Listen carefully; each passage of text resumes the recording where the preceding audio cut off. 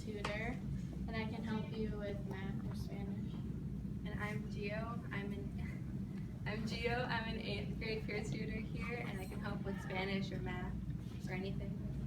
I'm Taylor Lauby, and I'm an 8th grade peer tutor here at Pioneer Ridge. I'm here in 6th hour, and I can pretty much help you with anything.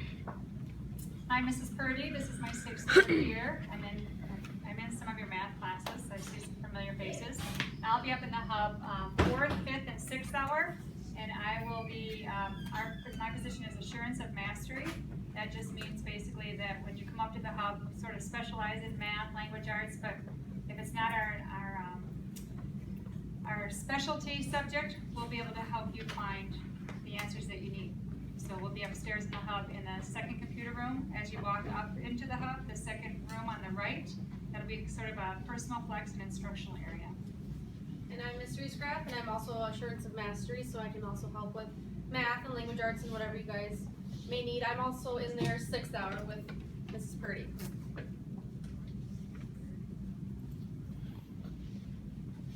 Okay, so we're gonna tell you the word, and the word is media center. And so we want you to tell us what you guys first think of when we tell you media center. Books, computers, and people. Yeah. Does anyone else have anything else that they think of? Something that has technology. All of those are really good adjectives, right? When we think of media centers, we think of books. Maybe it's quiet. Those are adjectives that describe what that place is like. And that's going to remain, that's going to stay true here at Pioneer Ridge, but we're going to add more. In your previous 6 years of education, or in elementary school, or even up in the middle school, a lot of times you might go to the media center when your whole class goes to the media center. True? What we want to do this year is we are going to change the media center to the hub. Why the hub? We want this place to be the hub of the school. We want it to fit everyone's needs every single hour. And what that means is we need to have a variety of learning spaces. We need to have, how many of you like to learn? You learn best when it's really, really quiet and by yourself. Raise your hand if that's the way you learn best. Okay, raise your hand if you learn best when you can talk with other people and you can collaborate. And it might be a little noisy, but you're working. Yeah. Okay, raise your hand if you work best when you can go and ask for help from a peer. Like you need somebody else that you can go ask help from and ask a question of. I do. Raise your hand if you've ever gone home to parents and asked a math question and your parents kind of confuse you when they explain how to do it. Why is that? Well, it might be because they're not in your math classes. This isn't typical. We have AOMs. In our building, we have AOMs here, adults, that are here to help. They're here to help and support with any kind of questions. And when Miss Purdy's not in the hub, she's in a math class. Does anyone know why?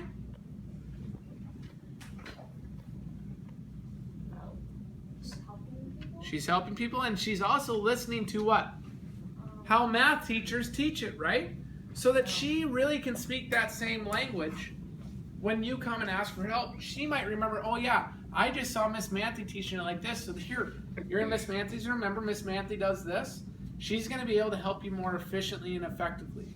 Okay? So the hub is going to include all these different learning spaces, which these people will help explain here quickly. There's going to be a couple of there's going to be a group flex area where you can come up to the media center if you've got a group project in whatever class you have. There's also going to be a personal flex space where you can just work by yourself and you can ask for some help from one of the AOMs. There's also going to be, there's this place called the Maker Space, and there's also video production. There's actually a new 3D printer in the Maker Space, which we are testing out. Yeah. And so you might get to use that, and then we're also, with the video production, there's costumes and everything, and you can use the green screen to make some cool videos for your classes. And you can still go up there to read and to kind of just work silently. And so there's still an area where you can do silent reading. So the when and the how, the hub is going to be open every single hour. How many of you have ever sat in class and your teacher's gotten done with maybe a lecture or a seminar and then the teacher says, all right, the rest of the time is work time. How many have ever gone to a class in all of your years of education and had work time during class? Raise your hand. Yeah. Well, how many of you have ever had work time in a certain class, like science, for example? You've had work time and you have nothing to work on for science. Has anyone ever been in that position? Well, wouldn't it be great if you had the ability, when your teacher says you have work time and you don't need to work on that class, that you could flex out and go to the hub to work on whatever you need? How many of you think that would be great? Yeah. Again, this is what the hub's all about. This gives you the individual opportunity to sign up to go somewhere else to do what's best for your learning. Whether it's you want to meet with one of a peer tutor and ask a question on a different subject, whether it's you want to work with an AOM, it's whatever you need at your time. So truly it's what's best for your learning. Once you reserve your spot, last week you all got a chance to do this when in your language arts class, when you signed up to check out a book in the media center. How many of you remember doing that? Using the flex scheduler to check out a book? Yeah. That's what this is. Same situation. Okay? You reserve that spot, get permission from your classroom teacher, and then when you get there, you have to enter in your attendance code, just like you did when you were checking out a book. That's all tracked. If you forget to enter in your attendance code when you go to the hub to work, you're going to have a follow-up conversation with the dean or myself on what happened. Right? If it takes you too long to enter in the attendance code, again, you're going to have a follow-up conversation with the dean or me about what happened. Ultimately, folks, we trust you. Just like Miss Blazek said in our theme here, we trust you.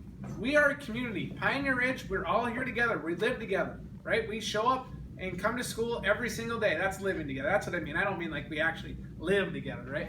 We all are here every single day, though, right? We are a community, and we got to have trust.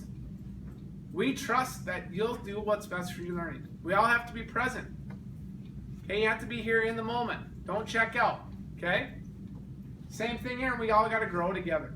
So let's bounce back up one more slide, Gigi, or CC, excuse me. One more slide here. Go the other way. So let's do a quick example. I can't remember who's going to do the example with me. Let's say Gio. Gio, for example. Gio's in my science class. And she comes to my science class, and I'm the teacher. What's my name? Mr. Thompson. Mr. Thompson. So Gio's in Mr. Thompson's science class, and I do a lecture, and I'm talking about Newton's first laws of motion. First law of motion. And that's inertia, right? And I get done, and I say, okay, you have work time. Gio is done. She doesn't need to do it anymore. So Gio's going to sign up. Can you go up one more?